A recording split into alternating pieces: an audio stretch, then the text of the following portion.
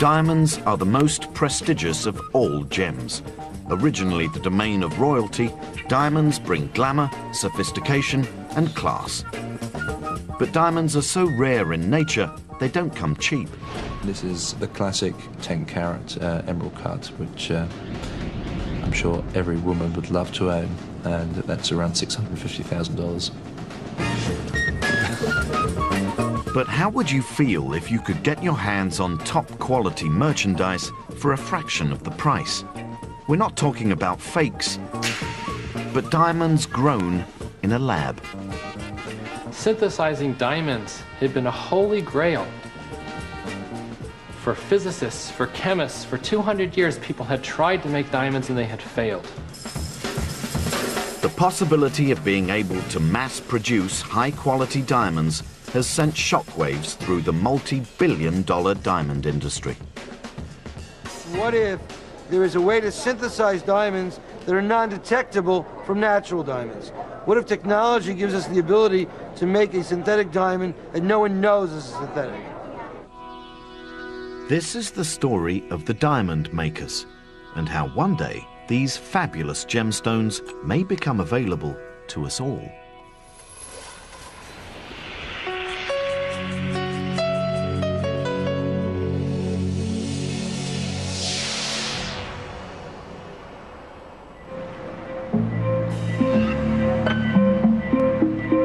On the outskirts of Boston, hidden away in a secret lab, a father and son team were hoping to become fabulously rich.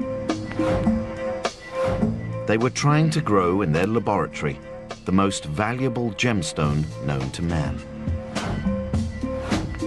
No one knew if it would work. Following growth, you always put the diamond into an acid vat to clean off any graphite that's on the surface. So we put this piece in, left it over the weekend.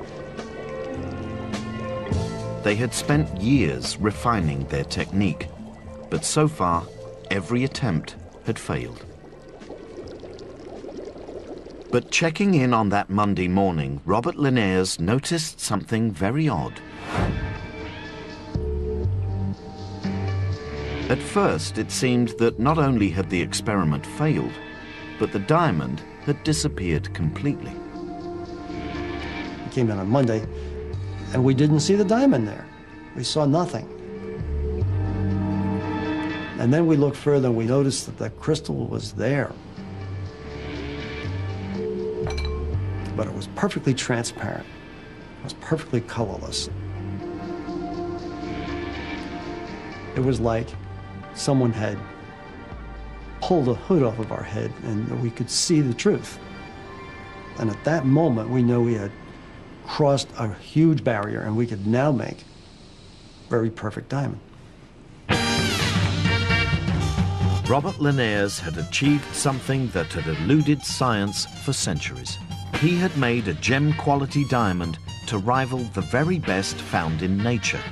A breakthrough so astonishing that it might revolutionize the multi-billion-dollar diamond market.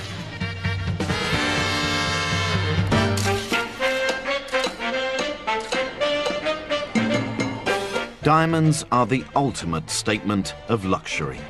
Glittering and sexy, they've never gone out of fashion. Even today, there are plenty of women who believe diamonds are a girl's best friend. Our job as marketers is not to make women want diamonds. I can tell you they want them before we start. Our job is just to help them to get them.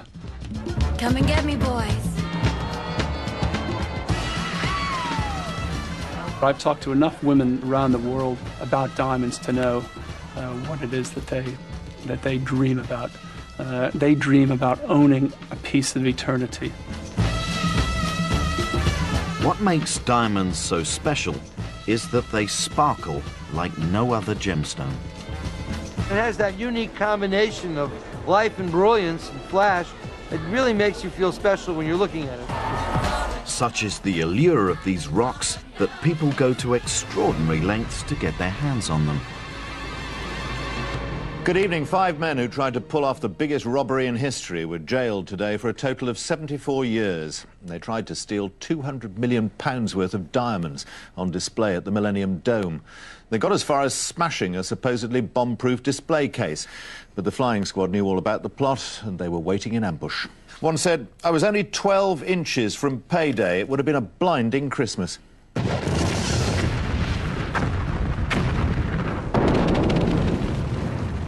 Diamonds occur naturally in the ground, but digging them out is immensely difficult.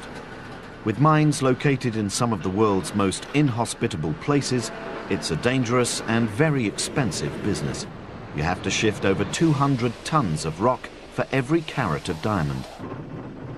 But ironically, diamonds, for all their fire and sparkle, are actually just a very hard version of an extremely common element. Diamond is nothing more than a lump of carbon. In nature, pure carbon is more readily found in a different form, as soft black graphite. You see, these structures couldn't be more different. You have graphite, which is a beautifully layered structure. It has layers of carbon atoms separated by very weak bonds. Now, within the layers, each carbon atom is beautifully coordinated to 3 other carbons, and that leads to very strong layers. But the bonding between the layers are exceptionally weak. But if that bonding is rearranged, something remarkable occurs.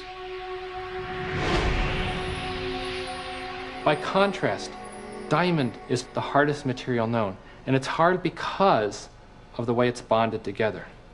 This 3-dimensional linkage in which every carbon atom is surrounded by 4 neighbors, and it forms a complete 3-dimensional structure. You know, a structure can only be as strong as its weakest direction, and in diamond there are no weak directions. Every bond is almost as strong as a bond can be. The difference between the 2 forms of carbon is so subtle that scientists have searched for ways of transforming cheap graphite into much more valuable diamond. Synthesizing diamonds had been a holy grail. For physicists, for chemists, for 200 years, people had tried to make diamonds and they had failed.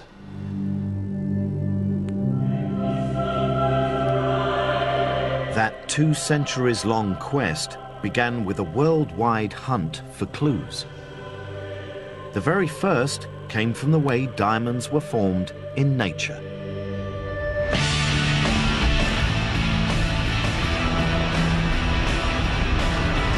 It's believed that diamonds are created 200 kilometers beneath the Earth's surface, and that they can take millions or even billions of years to form. It's then during rare and exceptionally violent volcanic eruptions that diamonds are blasted to the surface within a rock called kimberlite. Finding diamonds in kimberlite gave hints to how diamonds were formed. It told you needed high temperature and high pressure because that's where the kimberlites came from, this volcanic rock from deep in the earth. The task facing would-be diamond makers was to mimic the vast pressures and savage temperatures found deep in the earth, and to do it not over millions of years, but in days.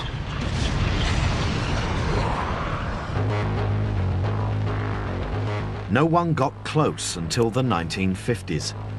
Working in the greatest secrecy for the engineering company General Electric, a team of American scientists took up the challenge. They aimed to create diamond from graphite. GE spent millions of dollars developing a gigantic 400-ton diamond press. It produced pressures up to 60,000 atmospheres and temperatures topping 3,000 Celsius. But they were making little headway. So experiments were done on trying to convert graphite or carbon into diamond. Well, going straight from graphite to diamond didn't work. For 4 years, all they got were broken presses. there was something missing in their chemistry. So they looked for new clues. In a meteorite crater in Arizona, diamonds had been discovered encased in a substance called troilite, or iron sulfide. These diamonds were formed by the high pressure and temperatures created during impact. The GE scientists believed that troilite might be the missing ingredient needed to convert graphite into diamond. So they had another go. It was a wintry day. It was cold, but the sun was shining through the window. And I had put some troilite in this graphite tube. I put it in my apparatus. I turned up my heating system, and I put the pressure on. The force builds up and up and up, eventually reaching nearly 500 tons, almost 1 million pounds per square inch. The outer surfaces reach 750 degrees Fahrenheit. Inside, 2,600 degrees Fahrenheit.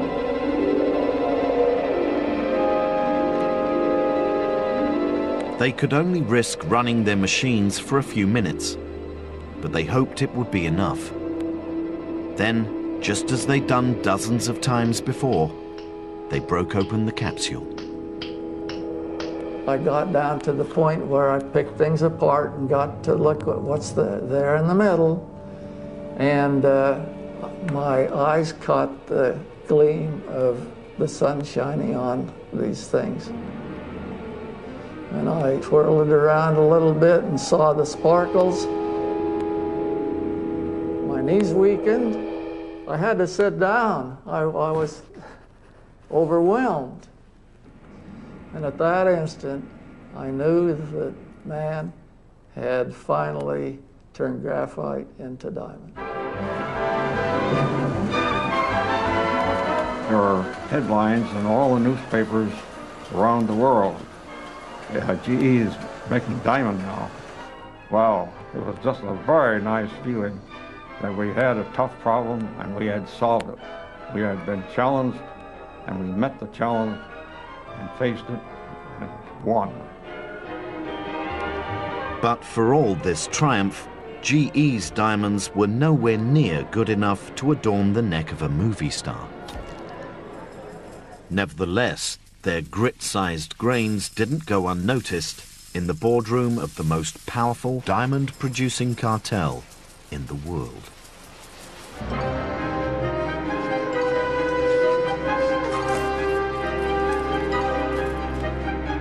De Beers is the diamond industry, and it's dominated the market for well over 100 years.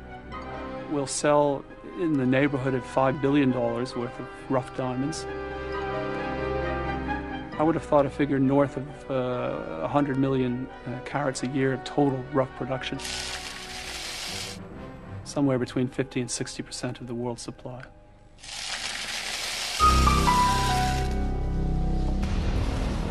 From their headquarters in central London, De Beers rough diamonds are sorted and distributed around the world, sold to select dealers for cutting and polishing. For years, De Beers have maintained extraordinary levels of control on the $60 billion global diamond market.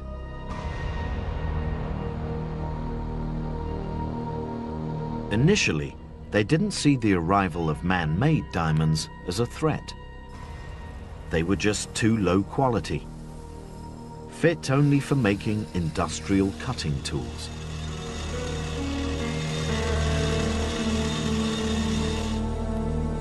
However, De Beers did see potential danger in the future if diamond-making technology improved. So, at a discreet facility on the outskirts of London, De Beers created the Gem Defensive Program. At vast cost, the new scientific division was set up to develop techniques to distinguish between natural and synthetic diamonds. Clearly, we knew that someday synthetic gems would be made available in the consumer market. The crucial thing for us was to make sure that first the industry, but more importantly in the end the consumer, had every means possible to ensure we could detect the stimulant from the genuine article. With their scientists busy working away, De Beers were confident they had time in hand to prepare for any future threats. But unknown to De Beers, a challenge already existed, hidden away behind the Iron Curtain.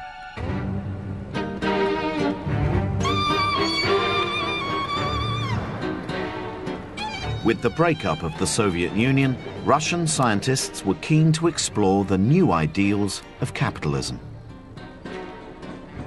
In the early 90s, on the outskirts of Moscow, diamond scientist Dr. Boris Figelsson set up a lab in rooms rented from the Institute of the Blind. I had hopes. I even had dreams about it. That was at the time when things started to happen. His original idea was to copy General Electric's theory of high pressure and high temperature. But instead of tiny grains, he planned to grow gem-sized diamonds. But he just didn't have the right gear. With little money, he had to use whatever equipment came to hand. His first attempts were wrought with danger.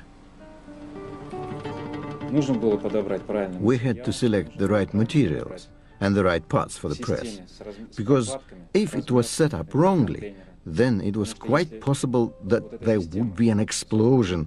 Everything would come flying out at high pressure. In the end, in contrast to the giant machines used by General Electric, Figelsson cobbled together a diamond press not much bigger than a washing machine. At its heart was a small spherical growth chamber which used a unique method to create the required high pressure. Pumping oil around the sphere created a moderate hydraulic pressure.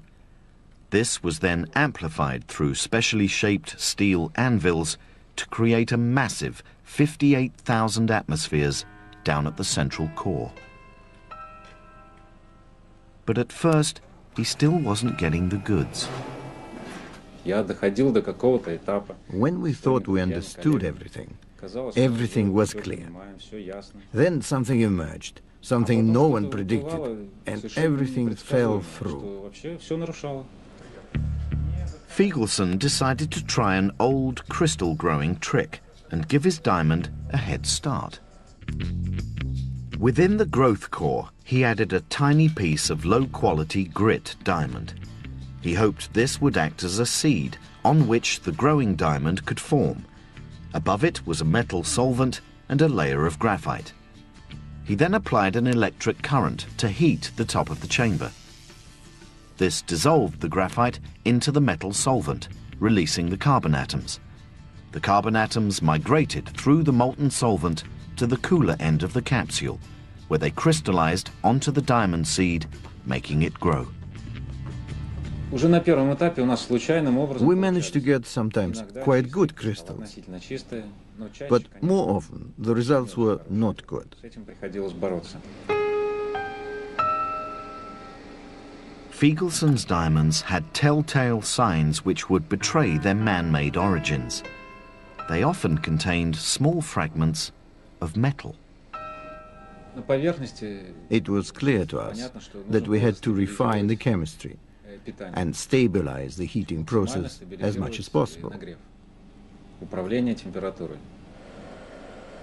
Figelsson eventually discovered that by controlling the critical temperatures within the growth core in a very precise manner, he could dramatically improve the quality of his diamonds. His diamond growing technique was still not consistent, but Figelsson had realized his dream. But there was something else about his diamonds, something that made them potentially of extraordinary value. His diamonds weren't crystal clear, they were colored.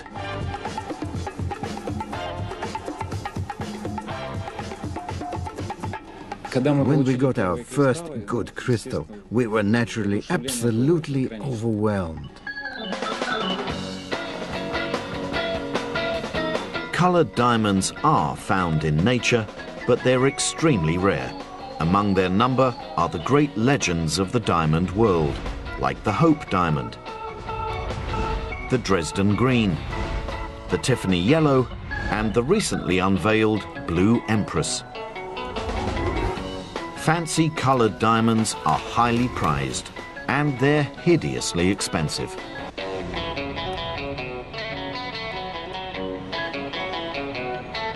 Only the finest jewelers stock natural colored diamonds. Jeremy Morris has been in the family business for 20 years. Wealthy people are the market for vivid and fancy intense colored diamonds. It's not for the average person. The prices are prohibitive, unfortunately. This stone here is a little freak of nature. It's a 6-carat, deep brownish orangey yellow, but that would be around $300,000.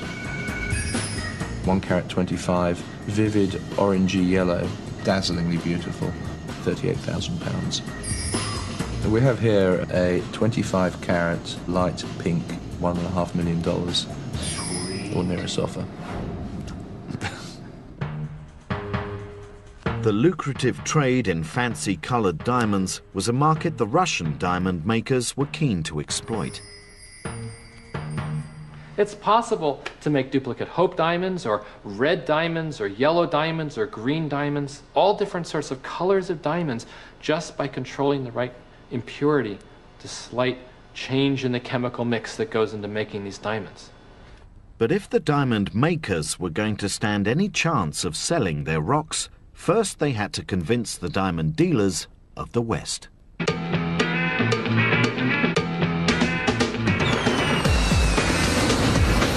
Every year, Las Vegas hosts one of the world's largest gem fairs, where thousands of dealers sell their wares to jewelers from around the world. In 1999, colored synthetic diamonds coming out of Russia were showcased here for the first time.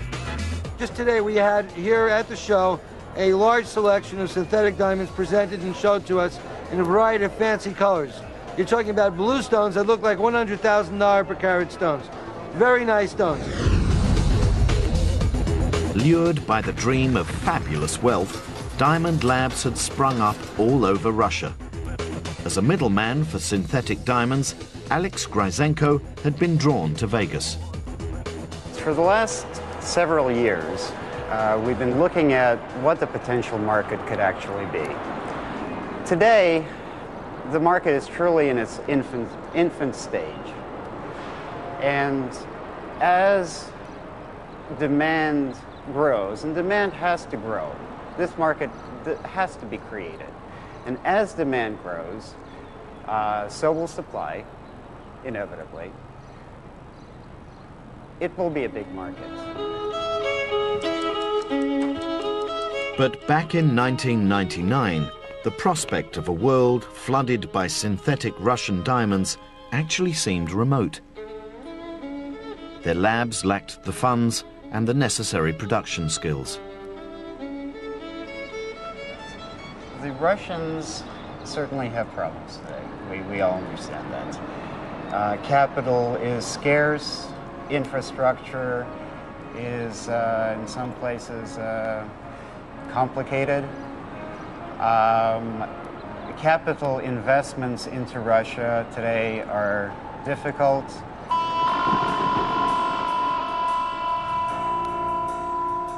But a chance meeting was about to change all that. Like something out of a James Bond movie, a Russian scientist made a cautious approach to a former US Army general. It was to be a fateful encounter. I was in Moscow on another project developing an electronic security device, and one of the scientists on the project asked me whether or not I was interested in diamonds.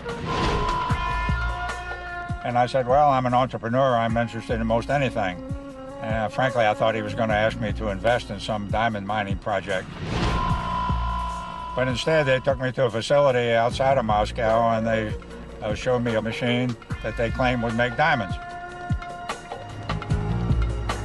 General Carter Clark was intrigued. But even though he decided to fork out $170,000 for 3 units, he was quite skeptical that the Russian machines could make anything at all. The machines they had in Russia were doing experimental work, and there's a big gap between a laboratory type of operations and a commercial production. We really had to bring good old Yankee ingenuity into being in order to make this a viable business. So he brought the whole operation back to his native Florida. There, he set up shop as the Gemesis Corporation. His ultimate plan, to mass produce synthetic diamonds. But straight away, it was clear the Russian machines just weren't doing the business. They were able to get a crystal once in a while, but not all the time. They couldn't get the size we wanted. They couldn't get the color we wanted. Couldn't get the consistency we wanted. Couldn't get the yields we wanted. The whole idea of the growth process had to be rethought. So General Clark enlisted the help of scientists from the University of Florida. Dr. Rob Chaduka identified the problem. Too much human intervention. When the machines initially came over, one of the large problems were they were manually operated. There was a person sitting in front of that machine 24 hours a day, 7 days a week, while that machine was running, controlling the principal properties for that machine to operate, the pressure and the temperature. We wanted to remove the human error associated with running and operating this machine so we could produce a product on a consistent basis. That was, we had the computer control it. The university scientists attempted to automate the growth process entirely. No one had tried this before, but eventually they managed to convert the machines. Using their updated design, Clark's technicians started building their own presses, ultimately creating the world's first gem diamond production line.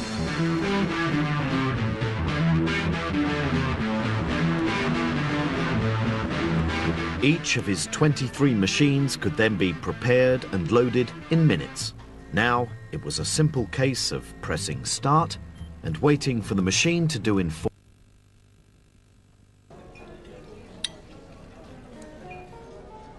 I'm gonna do this now. Oh my God. Power equivalent to a hairdryer running at the same time. After each machine finished its run, the growth cores were extracted. They were then cracked open to reveal a small lump of metal which contained the diamond. These were then each washed in acid baths to dissolve away the metal, revealing the newly formed rough diamond. Clark was finally on his way to achieving his goal. He was now producing fancy yellow diamonds far superior in size and quality to anything ever created in the Russian labs. Initially, we were growing stones that were less than 2 carats, roughly about 1.5, 1.6, 1.7 carats. Now we're growing 3 to 3.5 carats. And that'll cut and polish to a stone that's almost 2 carats, depending on the cut that you want. We're also getting a better color. Before, we used to get a washed out yellow. Now we get a nice vivid or intense yellow. Until now, it had only been the uber-rich who could afford natural colored diamonds. Clark dreamt of taking his colored diamonds out onto the high street. These diamonds from nature are very expensive. A 1 carat vivid yellow diamond would go somewhere between $15,000 and $20,000. Our comparable stone would go somewhere around $4,000. Admittedly not for everyone's pocket, but high-quality synthetic stones selling for 1/4 of the price of naturals sent ripples across the diamond pond. For the first time, there was a real threat of synthetic, gem-quality diamonds flooding the market and undermining the traditional diamond trade. The concern in the industry today is what if, just what if, there is a way to synthesize diamonds that are non-detectable from natural diamonds? What if technology gives us the ability to make a synthetic diamond that no one knows is synthetic? This possibility was not lost on the world's largest diamond trading company, De Beers. Unless they could respond decisively, they might lose their dominance of the market. Their first tactic: simply dismiss the competition. Unless it came out of the ground, it just wasn't the real thing. Diamonds are so much more than just crystallized carbon. Diamonds are something from our deep, deep past, billions of years old, a miracle of nature. You can't replicate that in a laboratory yesterday in Florida. It's not possible.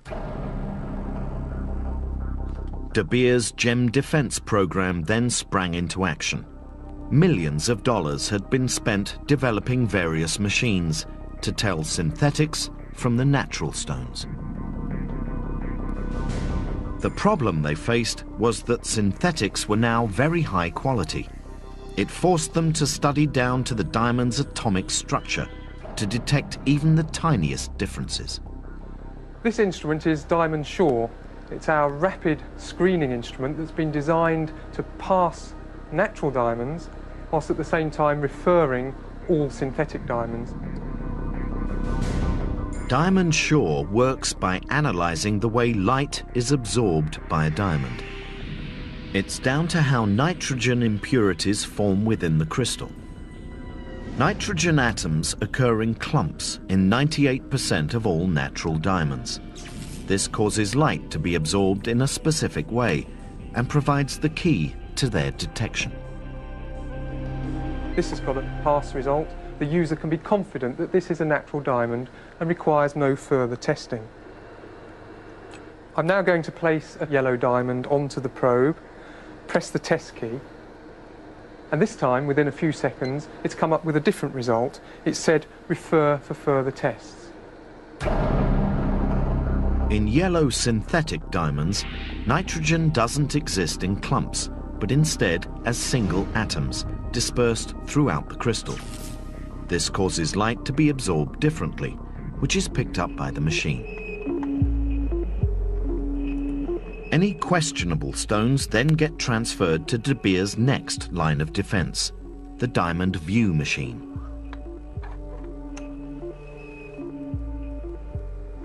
Diamond View shines ultraviolet light onto the diamond and generates a surface fluorescence image from which synthetics may be unambiguously identified. Under ultraviolet light, both natural and synthetic diamonds will glow to some degree. This is called fluorescence. But it's the patterns that are revealed by this glowing fluorescence that can tell the two apart. It's immediately obvious from the strong, blocky blue fluorescence patterns that this is a synthetic. You wouldn't get these strong shapes of blue fluorescence from a natural. Under the UV light, natural yellow diamonds look very different, producing a consistent yet very faint blue glow. With technology like this, De Beers feels it can outrightly dismiss the threat of synthetics. Today we can easily detect each and every synthetic stone that's made. That's really important to maintain industry confidence. De Beers were able to prevent any lab-grown colored gems from being passed off as natural diamonds. No synthetics could trick their way into De Beers' multi-billion-dollar industry.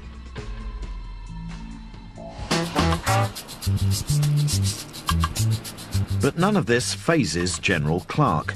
He's starting to make serious headway into creating his own industry for synthetic diamonds. The key to Clark's business plan is that he doesn't intend to compete against De Beers. We do not want our diamonds to be passed off as natural diamonds. That wouldn't do us any good, would not do the industry any good, and certainly would not do the consumer any good. So we're very strong in our concern about that, and we're taking every measure that we can to prevent that. All his diamonds are sent to the heart of the Diamond District in New York City, to the International Gemological Institute. Here, they are officially certified as being man-made. They're also subjected to a more invasive level of disclosure and have their origin tattooed on them by laser. General Clark's aim is to establish an entirely new market of affordable, coloured, synthetic gems. Currently producing 200 diamonds a month, Clark has grand plans for massive expansion. We have 23 machines in this facility right now, growing diamonds 24 hours a day, 7 days a week. And what our ambition is to fill this whole environment here with about 250 machines in the not-too-distant future. Clark's plan would create an annual production of 25,000 high-quality synthetic yellow diamonds. In the nearby town of Sarasota, on the west coast of Florida, his diamonds are already on sale. They're absolutely beautiful. You couldn't ask for more beautiful stones. It makes it for more everyday people to be able to afford beautiful, fancy colored diamonds. It's too early to say if Clark's new market for colored synthetic diamonds will ever pose a serious financial threat to De Beers. His output at the moment is just too small. And anyway, for De Beers, it's the clear, colourless diamonds that are the main thrust of their global empire. And that market was completely unthreatened. Or so they thought.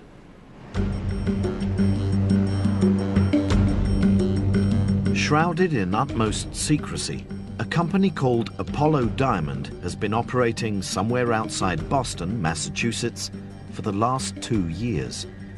Highly protective of their technology, they have rarely granted access to their laboratory. Horizon was never given the address, just taken to their production facility. The company's founder, Dr. Robert Linares, had never intended to get into the diamond business. His interest had always been in semiconductors. Previous company was manufacturing gallium arsenide wafers for very high frequency devices such as cell phones and radars. And at the time, that was the ultimate semiconductor. And after I left that company, I sold it, and I wanted to go to the next highest performance semiconductor, and that was going to be diamond. Diamond has some unique properties that make it a material with all sorts of possibilities for the high-tech industries. It's the hardest material known to man. It has the highest velocity of sound, it has the highest thermal conductivity, and it has semiconductor properties which exceed that of silicon and other materials. The real thrust is to develop new single crystal diamond technology and to create the ability to grow large diamonds for semiconductor and optical application.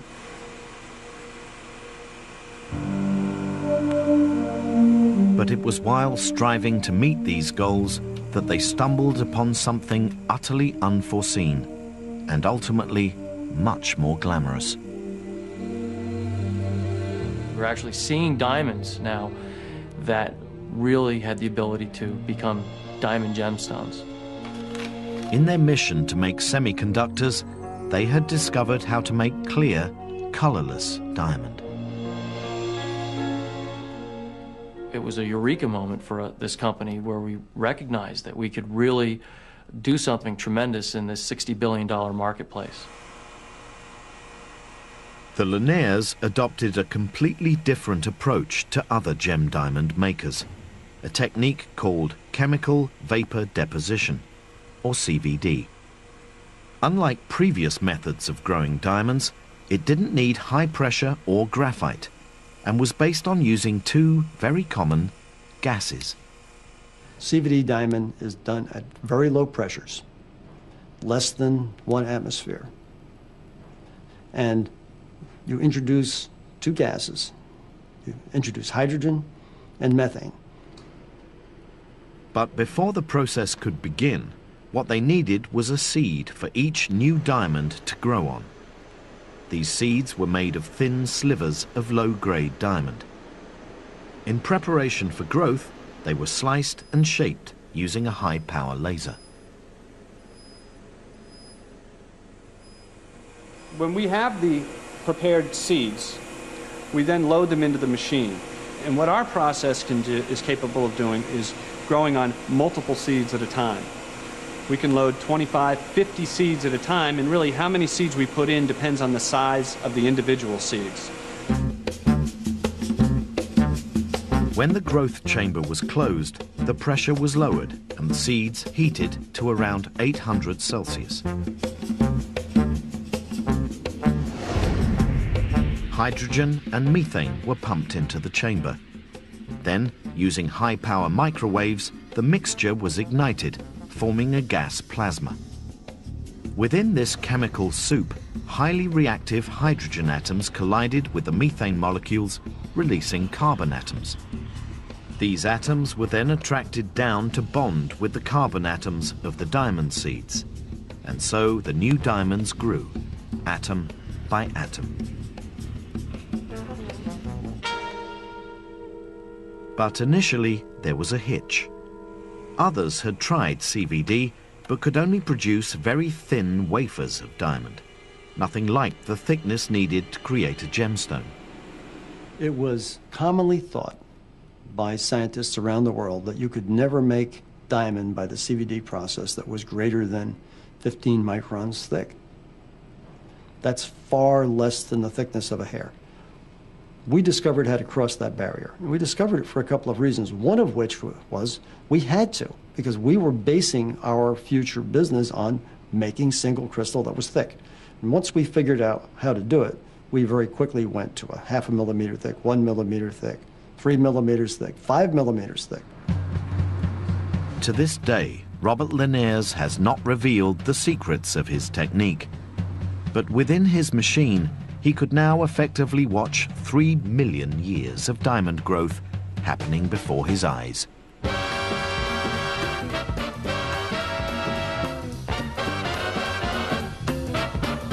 But there was something else. His diamonds had a clarity and structure unrivaled by any other synthetic process.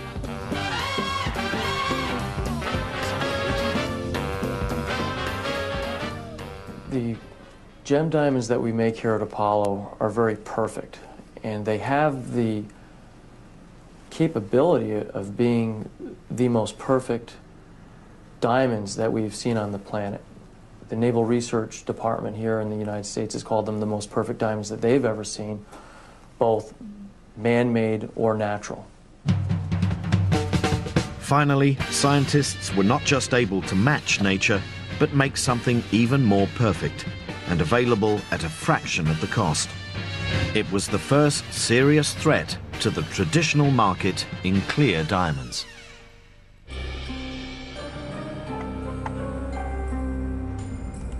De Beers scientists were now facing their ultimate test.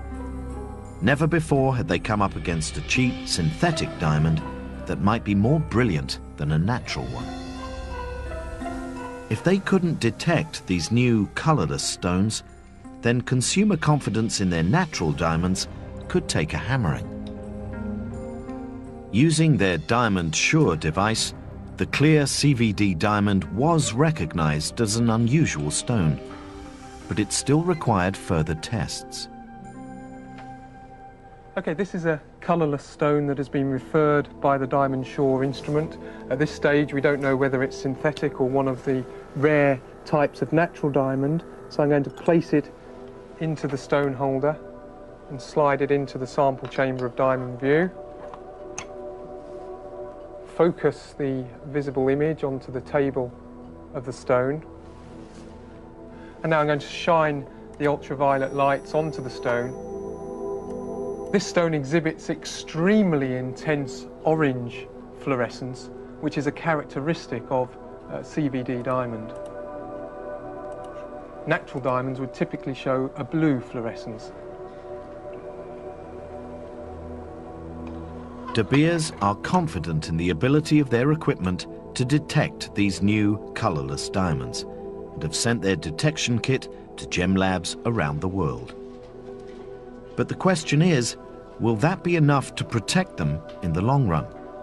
Typically, only diamonds above a certain size and quality are actually sent to labs for testing. The majority of us buy tiny diamonds from high street jewellers, and while they may be precious to us, diamonds so small are rarely sent to labs. The cost of testing them can be greater than their actual market value. As a result, the authenticity of small stones, once in the marketplace, may never be questioned.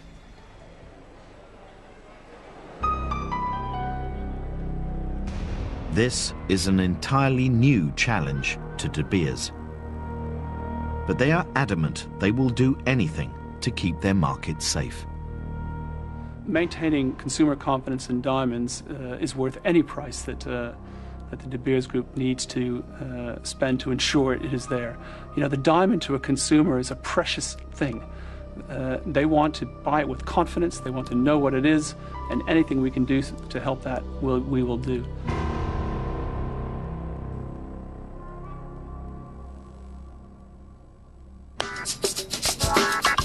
But the fact is, high-quality synthetic diamonds now exist and have the same fire and brilliance as naturals. Driven by the likes of Gemesis and Apollo Diamond creating brand new markets, we now have the opportunity to buy synthetic diamonds. The only issue is whether you'd want to. Or do you think a diamond is worth more if it comes out of the ground? The only problem you'd have with synthetic diamonds is they're not going to be as rare and they're not going to be as special. I mean, I could give you a Mona Lisa, that would be an exact copy of one, it would be fantastic. But the real thing is the real thing, and that brings out a very special feeling. You know, if an orchid is grown in the hot, steamy jungle in Central America, or it's grown in a hothouse in California, it's still an orchid, it's still very beautiful, women will love to have it, and they don't really care where it comes from. Where's the romance when you have a yellow diamond and you give it to your loved one? You go, wow, that's amazing. And you go, yeah, you know, this is a man-grown diamond, and it's like, well, why didn't you buy me a real one? It's too soon to say if synthetic diamonds will catch on, or if they'll undermine the trade in natural diamonds.